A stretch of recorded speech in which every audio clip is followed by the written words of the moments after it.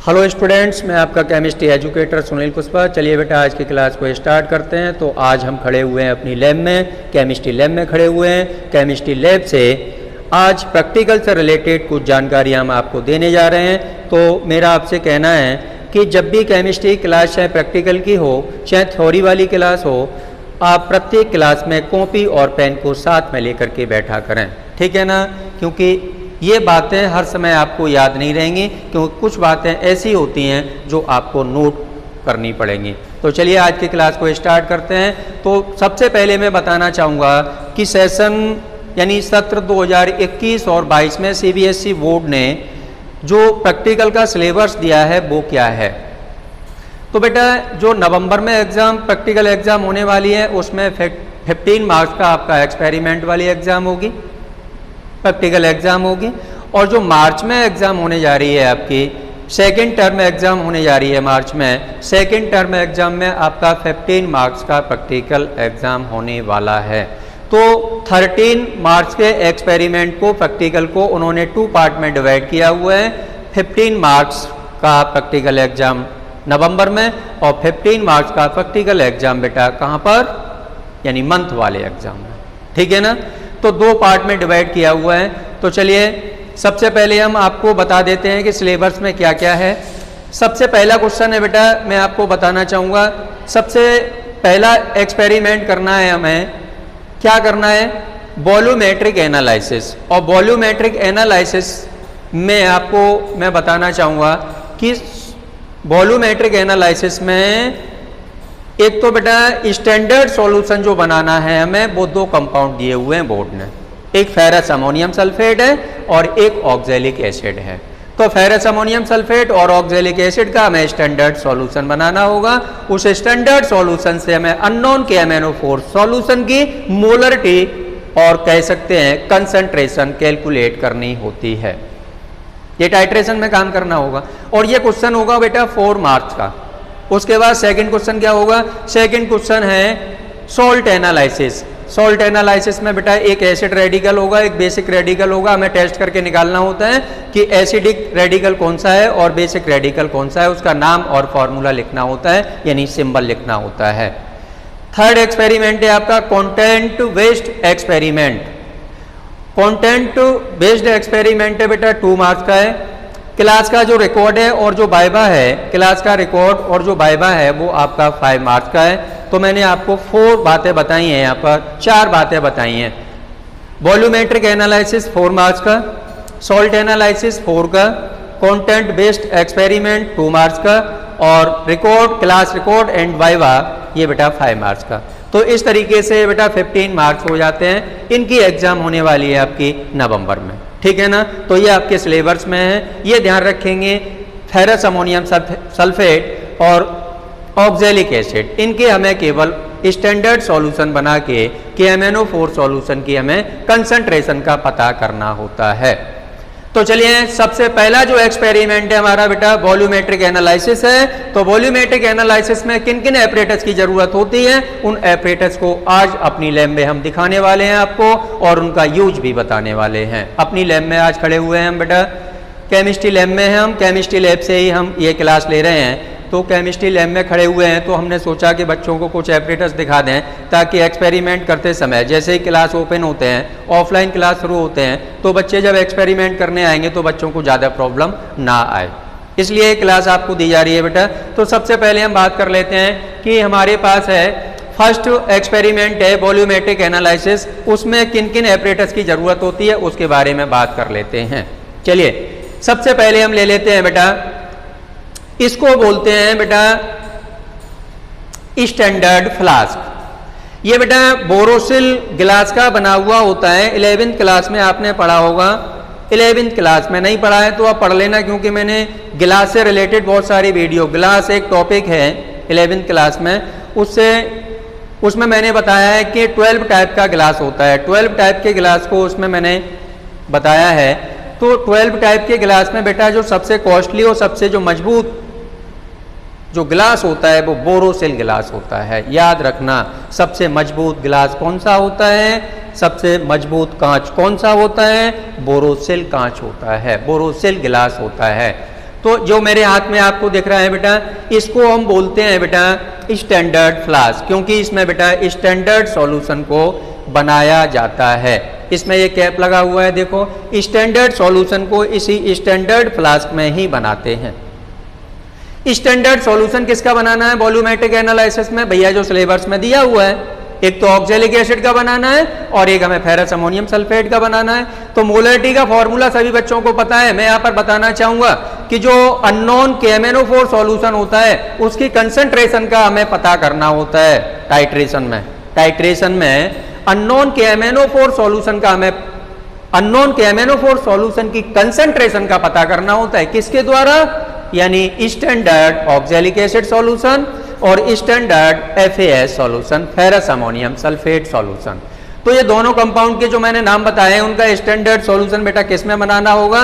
वो इसी standard flask में बनाते हैं। मैं आपको बता दूं, इस पर लिखा हुआ है, क्या लिखा हुआ है देखें आप, 250 ml लिखा हुआ है और बोरोसिलिकेट गिलास लिखा हुआ है, क्योंकि ये बोरोसिल गिलास का बना हुआ है स्टैंडर्ड फ्लास्क। ये 250 ml का होता है। करना क्या होता है? मोलेकुलरिटी वाला फॉर्मूला या कंसंट्रेशन वाला फॉर्मूला लगा के बेटा, जैसे हमें M/10 बनाना है या M/20 सॉल्यूशन बनाना है, तो उसके लिए क्या करना होता है? हमें मास ऑफ सॉल्यूट कैलकुलेट करना होता है। तो मोलरिटी वहां पर दी होती है और वॉल्यूम भी दिया हुआ होता है। क्वेश्चन में ये भी लिखा होता है कि वॉल्यूम कितना है, 100 ml है वॉल्यूम, के 200 ml है या 250 ml है। वॉल्यूम भी क्वेश्चन में लिखा होता है ml में, वो उसके बारे में तो सोचना ही नहीं है। मोलरिटी क्वेश्चन में दी होती है और क्या दिया हुआ होता है बेटा? मोलरिटी क्वेश्चन में दी है और वॉल्यूम भी क्वेश्चन में दिया हुआ है और मोलर मास होता है वो भी क्वेश्चन में ही दिया हुआ होता है। हमें मास ऑफ सॉल्यूट कैलकुलेट करना होता है। Mass of solute oxalic acid का या फेरस अमोनियम सल्फेट का निकालने के बाद में पॉकेट स्कोल से उसको बेकिंग ट्यूब में, देखें आप बेकिंग ट्यूब क्या है, ये प्लास्टिक की होती है बेटा, सबको नजर आ रही है, इसमें कैप लगा हुआ होता है इस टाइप का, देखिए आप, मैं दिखाने की कोशिश कर रहा हूं आपको, ये प्लास्टिक की होती है, इसको बोलते हैं बेटा बेकिंग ट्यूब। बेकिंग ट्यूब में भर करके पॉकेट स्केल पर रख करके हम वेट कर लेते हैं। मास ऑफ सॉल्यूट हमारा जितना भी निकल के आए, 0.15 निकल के आ रहा है, 0.25 निकल के आ रहा है, जितना भी निकल के आता है इस बेकिंग ट्यूब में हम ऑक्जेलिक एसिड या फेरस अमोनियम सल्फेट को फिल करके और पॉकेट स्केल से हम वेट कर लेते हैं। सही वेट करने के बाद में इसको सही वेट कर लिया हमने, इसके बाद क्या करते हैं बेटा, इसको क्या कहते हैं, ये एपरेटस क्या नाम है? बच्चे कह देते हैं कि सर मिट्टी के तेल का फूल है, ये मिट्टी का तेल डालने वाला, डीजल पेट्रोल डालने वाला फूल है। बेटा ये टोटल रॉन्ग होता है, क्योंकि केमिस्ट्री लैब में आप तभी आए जब सभी एपरेटस के आपको नाम याद हो जाए, ना वैसे केमिस्ट्री लैब में आना आपके लिए वर्जित है। अगर आप केमिस्ट्री पढ़ते हैं तो केमिस्ट्री लैब में आते समय आपको सभी एपरेटस के नाम पता होना चाहिए। इसको कहते हैं बेटा फनल। इसको क्या कहते हैं? इसको कहते हैं बेटा फनल। ये किसके काम आते? किसी भी चीज को, किसी भी सॉल्यूशन को हमें फिल्टर करना होता है तो इसमें फिल्टर पेपर लगा के उसको आसानी से फिल्टर कर लेते हैं। अब इसमें फनल में फिल्टर पेपर लगाने का मैं मेथड बता रहा हूं, किस तरीके से आप फिल्टर पेपर इसमें लगा सकते हैं। देखिए हमारे पास ये फिल्टर पेपर है, स्फेरिकल है, गोल कटा हुआ है ना, फिल्टर पेपर है ये हमारे पास। इसको हम क्या करते हैं बेटा, बीच यानी सेंटर में से बीच में से इसको एक बार इस तरीके से हमने फोल्ड कर लिया। फोल्ड करने के बाद हमें क्या दिख रहा है? हमें आधा मून दिख रहा है, आधा चंद्रमा दिख रहा है। तो आधे चंद्रमा की आकृति, उसकी शेप ले ली हमने। उसके बाद इसको हमें एक बार फोल्ड और करना है, देखें एक बार फोल्ड और करना है, इस तरीके से एक बार फोल्ड और करना है। चलिए ये शेप हमें मिल चुकी है बेटा, ये शेप हमें मिल चुकी है। अब क्या करना है, इसको किसी भी साइड से यानी फ्रंट से या बैक से एक लेयर को पकड़ करके हम इसको क्या करेंगे बेटा, फोल्ड कर देंगे यानी खोल देंगे इसको। तो हमें क्या दिखाई देगा, देखो इस टाइप की हमें शेप मिल जाएगी, इस टाइप की हमें शेप मिल जाएगी। दिख रही है ना सभी बच्चों को? ये फिल्टर पेपर लगाने का मेथड है। स्फेरिकल नजर आ रहा होगा आपको, स्फेरिकल नजर आ रहा है, देखो गोल फूल दिख रहा है आपको। इसको क्या करना है, यानी फनल का शेप ले लिया इसने, किसने? फिल्टर पेपर ने फनल का शेप ले लिया। अब इसको इसके ऊपर से इसमें रख देंगे, इसको यूं करके, और थोड़ा सा इसको दबा देंगे, हल्का सा पुश कर देंगे। तो पुश करने के बाद आपको जो नजर आएगा बेटा, ये नजर आएगा, देखें आप, सभी बच्चों को दिख रहा है ना। इस तरीके से क्या फिल्टर पेपर नहीं लगा सकते हो? लगा सकते हो। तो हमने क्या सीख लिया आज? फनल, फनल में फिल्टर पेपर किस तरीके से लगाते हैं वो हमने बताया आपको। तो इसी में फनल में बेटा फिल्टर पेपर लगाने का यही सबसे आसान तरीका है। चलिए अब आगे चलते हैं। इसके बाद हम बताते हैं आपको, हमने इसका नाम बताया था आपको, ध्यान नोट करते जाएंगे आप, कंसंट्रेट होकर सुनेंगे। इसको कहते हैं स्टैंडर्ड फ्लास्क। इसका यूज क्या होता है? स्टैंडर्ड सॉल्यूशन बनाया जाता है। किसके लिए? टाइट्रेशन वाले एक्सपेरिमेंट के लिए।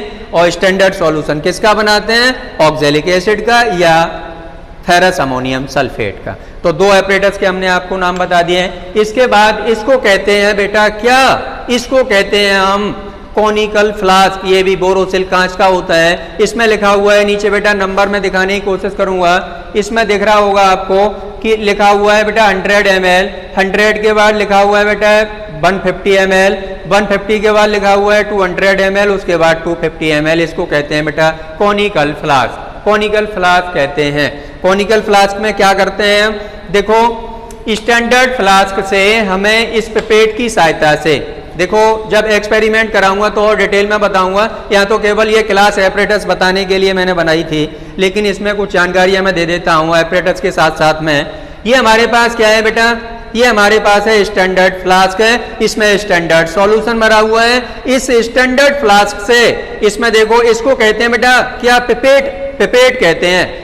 20 ml की होती है, 25 ml की होती है, पिपेट बोलते हैं इसको। सबको दिख रही है?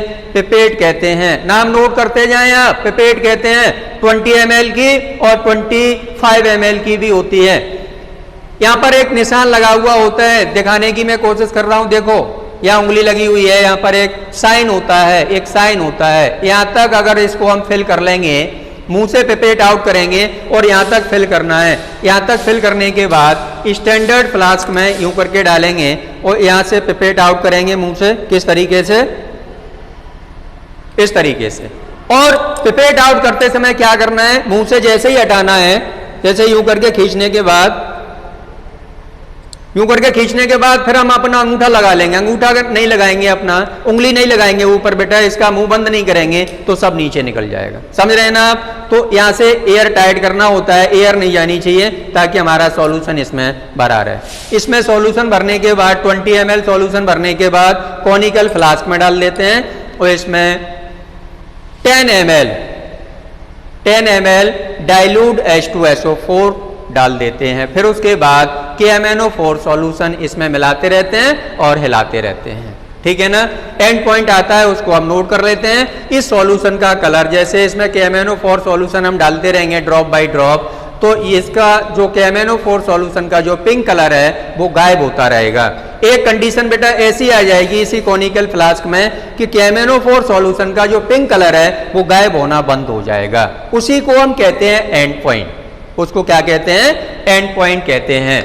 उसमें और किसका यूज किया जाता है? देखें आप, ब्यूरेट मैंने, सॉरी पिपेट बता दी मैंने, कॉनिकल फ्लास्क बता दिया, स्टैंडर्ड फ्लास्क बता दिया। अब हम बात कर लेते हैं बेटा इसकी ब्यूरेट की और ब्यूरेट स्टैंड की बात कर लेते हैं। ये आपको दिख रहा होगा, ये देखो दिख रहा है ना आपको? इसको कहते हैं बेटा ब्यूरेट स्टैंड। ये प्लास्टिक का है हमारे पास, आयरन का भी होता है। प्लास्टिक का तो है, आयरन के भी हैं हमारे पास, लेकिन आयरन का मैं नहीं दिखा रहा हूं आपको, मैं आपको प्लास्टिक वाला दिखा रहा हूं, प्लास्टिक वाला दिखा रहा हूं। तो इसमें बेटा इस तरीके से इसको जब दबाएंगे ना, देखो मेरी बीच वाली उंगली है ना, बीच वाली उंगली दिख रही है ना, ये बीच वाली उंगली है बेटा, इसको दबाएंगे तो यूं करके इसको हम निकाल सकते हैं। ये पंच हो जाता है, पीछे की तरफ पुश हो जाता है, दब जाता है। तो इस तरीके से ये हमने निकाल लिया है। इसको तो फनल कहते हैं, इसकी कोई ज़रूरत नहीं है, इसके बारे में मैंने बता चुका हूँ बेटा, इसके बारे में मैं बता चुका हूँ आपको। इसके बाद बात कर लेते हैं बेटा, इसको हमने बोला था, देखो ध्यान दो, इसको कहते हैं ब्यूरेट स्टैंड। यहाँ पर यूं करके उंगली लगाएंगे बेटा, इसको बीच वाले को पकड़ के उंगली लगाएंगे, यूं करके उंगली लगाएंगे और पीछे की तरफ दबाएंगे इसको, तो देखो दब रहा है ना, इस तरीके से दब रहा है। इसको दबा के तभी हमें इसमें स्टैंड में ब्यूरेट लगानी है। ब्यूरेट स्टैंड में ब्यूरेट कैसे लगानी है? इसको पुश करने के बाद लगानी है, क्योंकि ये पीछे की तरफ आ जाता है और आसानी से इसमें फंस जाता है। तो इसको हमने नाम दिया है बेटा ब्यूरेट स्टैंड कहते हैं इसको। और ये आपको दिख रहा है, इसको कहते हैं ब्यूरेट। क्या कहते हैं इसको? ब्यूरेट। तो KMnO4 जो सॉल्यूशन होता है बेटा, इसमें जब भी हम टाइट्रेट करते हैं 3 रीडिंग या 2 रीडिंग हमें निकालनी होती है। 3 रीडिंग तो कंपलसरी है बेटा, 3 रीडिंग निकालते हैं तो प्रत्येक रीडिंग में इसको हम 0 तक फिल करते हैं। देखो आपको यहाँ दिख रहा होगा बेटा, प्रत्येक रीडिंग में इसको 0 तक फिल करते हैं। 0 साइन दिख रहा होगा आपको, देखो 0 तक फिल करते हैं। यहाँ देखो कैप लगा हुआ है, खोलने और टाइट करने के लिए यानी कसने के लिए इसको हमें खोलना होता है। नीचे हमें KMnO4 सॉल्यूशन निकालना होता है, तो इसका हम थोड़ा सा ढीला कर देते हैं और फिर उसके बाद थोड़ा इसको कस देते हैं यानी टाइट कर देते हैं, तो वो बंद हो जाता है निकलना। इसको कहते हैं बेटा ब्यूरेट। ब्यूरेट मैंने बता दी आपको, स्टैंड बता दिया, यानी जिस स्टैंड में ब्यूरेट को रखा जाता है, सेट किया जाता है, उसको हम कहते हैं ब्यूरेट स्टैंड। सभी बच्चों को क्लियर हो गया ना? चलिए इसको हम पुश करते हैं। अब देखो लगाने का तरीका हम बताते हैं आपको। इस उंगली से इसको हमने पीछे की तरफ पुश किया तो इसमें ये बेटा इस तरीके से सेट हो जाता है। हो गया ना? इस तरीके से सेट हो जाता है। तो ब्यूरेट बता दी, ब्यूरेट स्टैंड बता दिया, कॉनिकल फ्लास्क बता दिया, स्टैंडर्ड फ्लास्क बता दिया मैंने आपको। इसको कहते हैं बेटा, मैं आपको बता दूं, इसको कहते हैं टेस्ट ट्यूब स्टैंड। सभी बच्चों को दिख रहा है ना अच्छे से?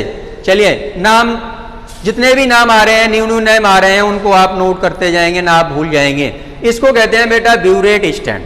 क्या कहते हैं? Burette stand. जब सॉल्ट एनालिसिस हमें करना होता है, सॉल्ट एनालिसिस करना होता है और किसी सॉल्यूशन को हमें, टेस्ट ट्यूब में हमारे पास सॉल्यूशन भरा हुआ है, उस सॉल्यूशन को हमें इस टेस्ट ट्यूब स्टैंड पर रखना होता है। तो ये होल दिख रहे हैं ना आपको, ये होल दिख रहे हैं, देखो ये वाले जो होल दिख रहे हैं आपको, कितने हैं? बोलो 6 होल दिख रहे हैं आपको। ये याद होने चाहिए कि क्या याद होना चाहिए? ये याद होना चाहिए कि टेस्ट ट्यूब स्टैंड में होल कितने होते हैं, तो 6 होते हैं। ठीक है ना? 6 होल होते हैं। तो इन्हीं होल्स में, जैसे हमारे पास टेस्ट ट्यूब में बेटा कोई सॉल्यूशन है, तो ऐसी होल्स वाले होल में हम इस तरीके से इसको खड़ा करके रख देंगे, यूं करके। देखो दिख रहा है ना? तो हमारा सॉल्यूशन है वो फैलेगा नहीं, वेस्ट नहीं होगा, जमीन पर नहीं गिरेगा, उसी टेस्ट ट्यूब स्टैंड में आसानी से बेटा रखा रहेगा। तो इसको कहते हैं हम क्या बेटा? टेस्ट ट्यूब स्टैंड कहते हैं। इसको टेस्ट ट्यूब कहते हैं, जिसका यूज किस में होता है बेटा? बोलो। फंक्शनल ग्रुप आइडेंटिफाई करने में भी इसका यूज होता है, फंक्शनल ग्रुप आइडेंटिफाई करने में भी इसका यूज होता है और सॉल्ट एनालिसिस में भी इसका यूज होता है। इसको हम कहते हैं टेस्ट ट्यूब। और जो टेस्ट ट्यूब हमारे हाथ में है वो 10 ml की है, 10 ml की टेस्ट ट्यूब है हमारे हाथ में। ठीक है ना? तो ये टेस्ट ट्यूब स्टैंड, ये टेस्ट ट्यूब। अब मैं बताने जा रहा हूं कि जब इसको हमें हीट करना होता है तो इसके लिए एक टेस्ट ट्यूब होल्डर आता है, टेस्ट ट्यूब होल्डर आता है। टेस्ट ट्यूब होल्डर कैसा होता है? टेस्ट ट्यूब को पकड़ने के लिए एक टेस्ट ट्यूब होल्डर होता है, क्योंकि हाथ से इसको पकड़ के गर्म करेंगे तो ऊपर तक ये गर्म हो जाएगी टेस्ट ट्यूब, तो हमारी उंगली जलने का खतरा बढ़ जाएगा। ठीक है ना? खतरा बढ़ जाएगा। या कोई एसिड है या कोई बेस है या कोई सॉल्यूशन है, हीट करते समय अगर हमारे हाथ पे गिर गया तो हमारे हाथ के जलने की संभावना ज़्यादा रहती है। तो इसलिए बहुत सावधानी से काम करना है और सावधानी से भी काम करना है। और इस टेस्ट ट्यूब को बेटा टेस्ट ट्यूब होल्डर से पकड़ के काम करना है। तो टेस्ट ट्यूब होल्डर कैसा होगा? देखें आप, ये जो मेरे हाथ में नजर आ रहा है बेटा, इसको हम कहते हैं टेस्ट ट्यूब होल्डर। इसमें पीछे लगा हुआ है ये लॉक, आगे बढ़ाते हैं तो टाइट हो जाता है, पीछे करते हैं तो टेस्ट ट्यूब बाहर निकल आती है। तो इस टेस्ट ट्यूब है हमारे पास, इसको कैसे पकड़ना है, कैसे फिट करना है, इसमें देखें आप, इस लॉक को हम पीछे की तरफ करेंगे। लॉक को पीछे की तरफ करने के बाद में इसमें इसको इस तरीके से हम फंसा लेंगे, यूं करके बेटा फंसा लिया ना? दिख रहा है सभी बच्चों को? अब इस पीछे वाले लॉक को देखें आप, राइट हैंड में मेरे पास लॉक है, इस लॉक को अंगूठे की सहायता से आगे की तरफ बढ़ाएंगे हम। आगे की तरफ हमने बढ़ा दिया तो ये टाइट हो गया। देखो इस तरीके से आपको सेट करना है, यानी टेस्ट ट्यूब को टेस्ट ट्यूब होल्डर से किस तरीके से पकड़ना है वो आपने सीख लिया।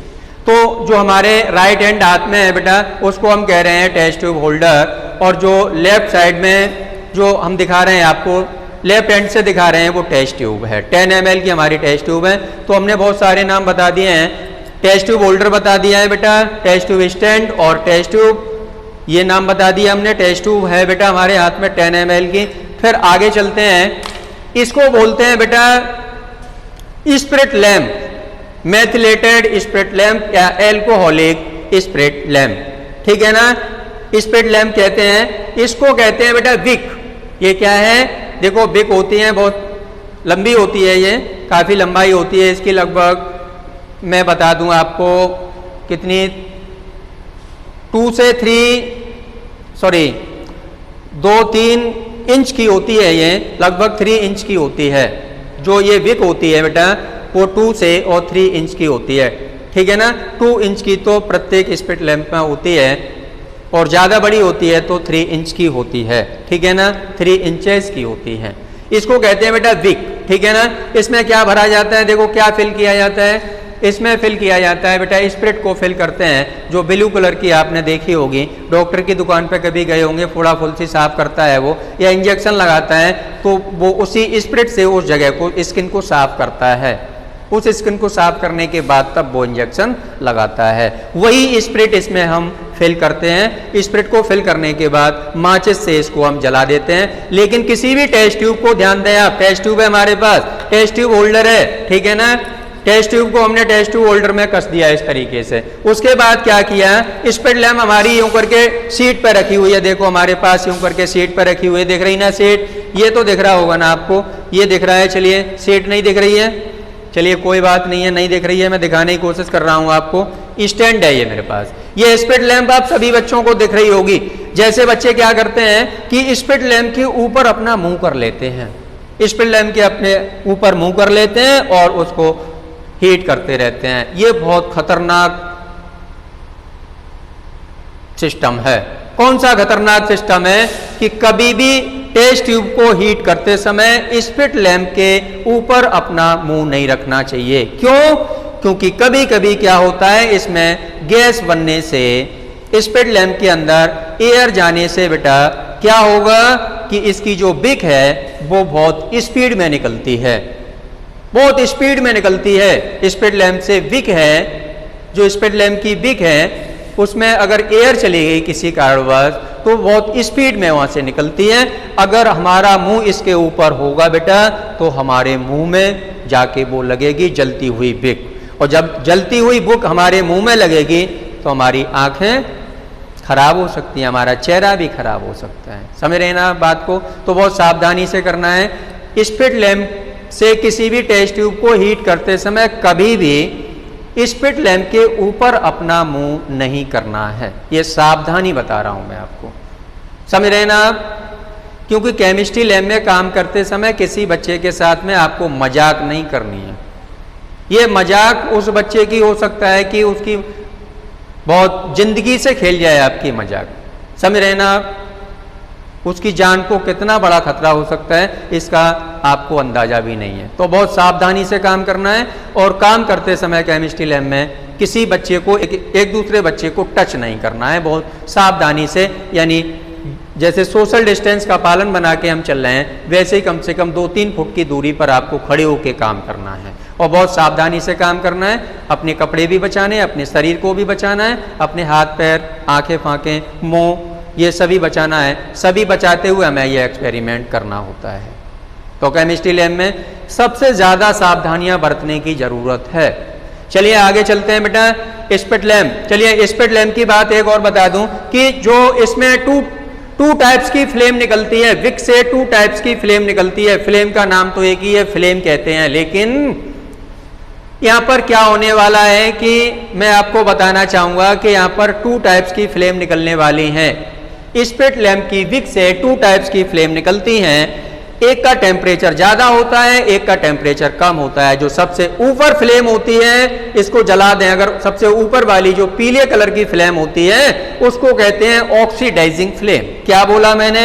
सबसे ऊपर वाली फ्लेम को बोलते हैं ऑक्सीडाइजिंग फ्लेम। और ऑक्सीडाइजिंग फ्लेम के नीचे जो होती है ब्लू कलर में जो जलती है, ब्लू कलर की जो फ्लेम होती है उसको हम कहते हैं बेटा रिड्यूसिंग फ्लेम। उसका टेम्परेचर सबसे ज़्यादा होता है। तो मैं आपको यहाँ पर बताना चाहूँगा कि स्पिट लैम्प का जो टेम्परेचर होता है वो 480 डिग्री सेल्सियस होता है, 480 डिग्री सेल्सियस होता है। चलिए स्पिट लैम्प की सारी जानकारी मैंने आपको दे दी, ज़्यादा बड़ी क्लास नहीं करूँगा मैं। अब मैं बात करता हूँ इस टेस्ट ट्यूब ब्रश की। बेटा हमारे पास ये टेस्ट ट्यूब है, इसको जब हमें धुलना होता है पानी से, इसको जब हमें पानी से धुलना होता है और गंदी हो जाती है तो इसके अंदर इस टेस्ट ट्यूब ब्रश को, इसको कहते हैं टेस्ट ट्यूब ब्रश, इस टेस्ट ट्यूब ब्रश को इसके अंदर डाल करके यूं करके और इसको घुमा देते हैं। देखो यूं करके घुमा देते हैं तो ये अंदर से साफ हो जाती है, यानी धुल जाती है। यूं करके घुमाने के बाद में फिर पानी से धुल के पानी फैला देते हैं, हमारी नीट एंड क्लीन हो जाती है टेस्ट ट्यूब। इसको बोलते हैं बेटा टेस्ट ट्यूब ब्रश। क्लियर है? चलिए नेक्स्ट आगे चलते हैं। अब बात कर लेते हैं बेटा किसकी, ड्रॉपर की। ड्रॉपर जानते हैं ये, इसको कहते हैं बेटा ड्रॉपर। सभी बच्चों को नाम लिखते जाएं, नाम लिखते जाएं, ना भूल जाएंगे आप। इसको कहते हैं बेटा ड्रॉपर। इसमें क्या होता है, किसी भी, जैसे हमें किसी भी इंडिकेटर का 2 या 3 ड्रॉप्स की जरूरत है तो 2 या 3 ड्रॉप हमें इस टेस्ट ट्यूब में मिलानी है, तो क्या करेंगे, उस इंडिकेटर को या किसी सॉल्यूशन को उसमें से 2-3 ड्रॉप लेकर के इसको ऐसे ही दबाएंगे, दबाने के बाद छोड़ेंगे इसको तो इसके अंदर फिल हो जाएगा, वो इसके अंदर फिल हो जाएगा। जब तक फिर इसको हम नहीं दबाएंगे बेटा तब तक वो सॉल्यूशन बाहर नहीं निकलेगा। तो इसको कहते हैं हम ड्रॉपर, और इसको इस तरीके से हम इसमें ड्रॉप बाय ड्रॉप दबा के डाल सकते हैं, प्रेस करके डाल सकते हैं, ड्रॉप बाय ड्रॉप। ठीक है ना? तो इसको कहते हैं बेटा ड्रॉपर। अब बात कर लेते हैं हम बेटा वायर गॉज। वायर गॉज की बात कर लेते हैं। इसको कहते हैं बेटा वायर गॉज। इसमें फिल्टर पेपर लगा हुआ होता है। वायर गॉज कहते हैं, तार की जाली कहते हैं, तार की जाली कहते हैं। इसमें बीचा बीच में 2 लेयर होती हैं तार की। इसमें 2 लेयर आपको नजर आ रही हैं तार की। इसमें सॉरी एक ही लेयर है बेटा तार की एक ही लेयर है, और एक साइड से इसमें फिल्टर पेपर को चिपका दिया गया है, फिल्टर पेपर को चिपका दिया गया है। इसका क्या यूज है, देखो ध्यान दो। वायर गॉज क्या नाम देते हैं, वायर गॉज नाम देते हैं। इसका यूज क्या है वो आप समझ लें। इसको कहते हैं बेटा ट्राइपॉड स्टैंड। सभी बच्चों को दिख रहा होगा, इसको कहते हैं ट्राइपॉड स्टैंड। ट्राइपॉड स्टैंड कहते हैं, देख लो ध्यान से देख लो, ट्राइपॉड स्टैंड कहते हैं। चारों तरफ से मैं रोटेट करके दिखा रहा हूं आपको, ठीक है ना? ट्राइपॉड स्टैंड कहते हैं इसको। ट्राइपॉड स्टैंड के नीचे बेटा इस स्पिट लैंप को हमें रखना है। स्पिट लैंप हमने रख दिया, ट्राइपॉड स्टैंड के नीचे स्पिट लैंप रखना है जला करके। फिर उसके बाद हमें ये वायर गॉज को इसके ऊपर रखना है। किसके ऊपर? ट्राइपॉड स्टैंड के ऊपर रखना है वायर गॉज को। अब वायर गॉज को हमने ट्राइपॉड स्टैंड के ऊपर रख दिया। नीचे से स्पिट लैंप से हमें टेम्परेचर मिल रहा है। वायर गॉज पहले हीट हो रहा है। वायर गॉज के बाद जो फ्लेम है वो हमारे बीकर में लग रही है। बीकर की बात करते हैं, ठीक है ना? तो चलिए मैं आपको बीकर दिखाने की कोशिश करता हूं, बीकर दिखाने की। चलिए ये बीकर, इसको बीकर कहते हैं बेटा। देखो 250 ml का हमारे हाथ में बीकर है। कितने ml का है? 250 ml का। देखो नजर आ रहा होगा आपको, इसमें लिखा हुआ है, स्पष्ट लिखा हुआ है 20 ml, सॉरी 50 ml बेटा। उसके बाद 100 ml, फिर उसके बाद 150, फिर लिखा हुआ है 200 ml, फिर लिखा है 250 ml, यानी 250 ml का हमारे पास बीकर है। तो हमने क्या बोला था कि हमने ट्राइपॉड स्टैंड रख लिया सीट पर। ट्राइपॉड स्टैंड के नीचे हमने स्पिट लैंप को जला के रख लिया। उसके बाद ट्राइपॉड स्टैंड के ऊपर बेटा हमने वायर गॉज को रख दिया। अब वायर गॉज के ऊपर किसी भी सॉल्यूशन को, जैसे हमें किसी का कॉलोइडल सॉल्यूशन बनाना है, किसी भी जैसे स्टार्च का कॉलोइडल सॉल्यूशन बनाना है, जिलेटिन का कॉलोइडल सॉल्यूशन बनाना है हमें, या गम का हमें कॉलोइडल सॉल्यूशन बनाना है, तो उसमें इसकी हमें जरूरत पड़ती है बेटा। इस वायर गॉज के ऊपर इसको हमने रख दिया। अब नीचे से टेम्परेचर जा रहा है और ये हमारा गर्म हो रहा है। अगर इसकी सहायता से इसको हम हीट क्यों करते हैं, इस बीकर को? इस बीकर में जो सॉल्यूशन भरा हुआ है, क्या हम इसको डायरेक्ट यूं करके गर्म नहीं कर सकते हैं? रीजन क्या है बेटा? रीजन ये है कि डायरेक्ट इसको अगर हम टेम्परेचर देंगे तो इसके चटकने की, क्रैक होने की संभावना 100% रहती है, 100% रहती है, ठीक है ना? क्योंकि इसको डायरेक्ट टेम्परेचर देंगे हम तो इसके क्रैक होने की संभावना ज्यादा रहती है, इसके फटने की संभावना रहती है। इसलिए हम क्या करते हैं, इसको इसके माध्यम से टेम्परेचर देते हैं। मीडिएटर इसको बनाया जाता है, इसके माध्यम से इसको हम हीट करते हैं। तो इसके ऊपर ट्राइपॉड स्टैंड के ऊपर पहले वायर गॉज रखते हैं, फिर उसके बाद हम बीकर को रखते हैं और इस तरीके से ये हीट होता रहता है। तो चलिए बेटा, आज की क्लास में हमने बहुत सारे ऑपरेटर्स दिखाए। थोड़ी मैं अपनी लैब को और घुमा के दिखा देता हूं कि कैसी हमारी लैब है। कैमरे को रोटेट करता हूं मैं। बहुत सारे ऑपरेटर्स मैंने नाम बताए आपको, उनका यूज भी बताया। तो वीडियोस भी बेटा बहुत लंबी हो गई है, तो मैं आपको दिखाना चाहूँगा लैब में किस तरीके से मैं दिखाना चाहूँगा आपको बेटा। देखिए आप क्या देख रहे हैं, आप ये देख रहे हैं कि जो इस बोतल्स रखी हुई हैं, ये इस टाइप की जो बोतल रखी हुई हैं, इनको हम क्या कहते हैं, इनको बेटा कहते हैं रिएजेंट बोतल कहते हैं। ये दिख रही है ना आपको, रिएजेंट बोतल कहते हैं इनको। क्या लिखा हुआ है इसमें, डाइल्यूट HCl लिखा हुआ है, डाइल्यूट HCl, रिएजेंट बोतल कहते हैं, ठीक है ना। चलिए मैंने ये दिखा दिया है आपको, इसको कहते हैं बेटा, क्या कहते हैं इसको, अभी मैंने नाम बताया था, इसको कहते हैं ब्यूरेट स्टैंड। ब्यूरेट स्टैंड में बेटा ब्यूरेट स्टैंड में बेटा क्या लगा हुआ है, ब्यूरेट लगी हुई है, ठीक है ना, सभी बच्चों को मालूम है। ये देखो इसको क्या कहते हैं, ध्यान दें आप, इसको बोलते हैं बेटा चाइना डिश। चाइना डिश के नाम से इसको जानते हैं, ठीक है ना, चाइना डिश कहते हैं। चलिए आगे चलते हैं हम और कुछ दिखा देते हैं कि किस टाइप की हमारी व्यवस्था है। देखें आप, दिख रहा है ना, सभी बच्चों को दिखना चाहिए, सभी बच्चों को दिखना चाहिए।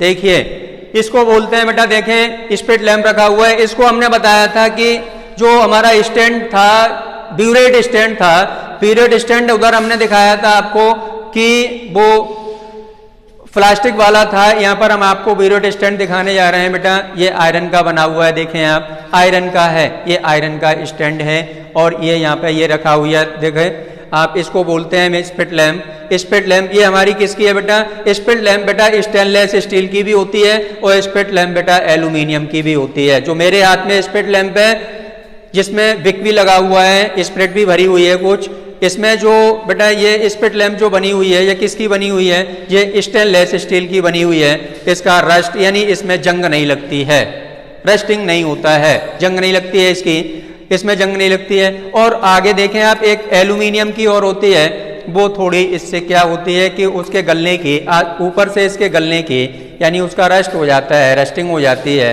यानी उसमें जंग लग जाती है, तो उसके गलने की ज़्यादा संभावना रहती है, इसलिए उनको हम अपनी लैब में यूज नहीं करते हैं, ठीक है ना। चलिए और दिखा देते हैं आपको, थोड़ा राउंड फिगर में लेके आपको, है ना, बहुत सारी व्यवस्थाएँ हैं अच्छे से।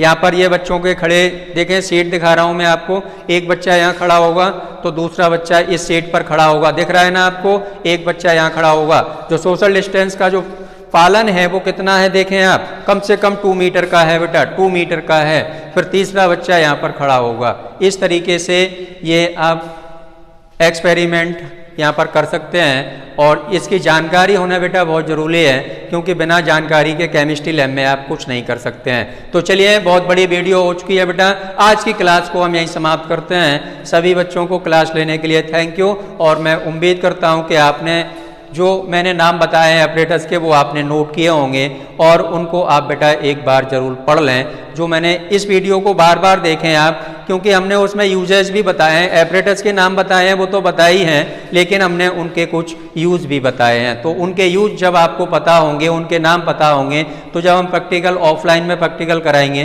तो आपको ज़्यादा परेशानी आने वाली नहीं है, ठीक है ना। तो चलिए सभी बच्चों को थैंक यू क्लास लेने के लिए, धन्यवाद।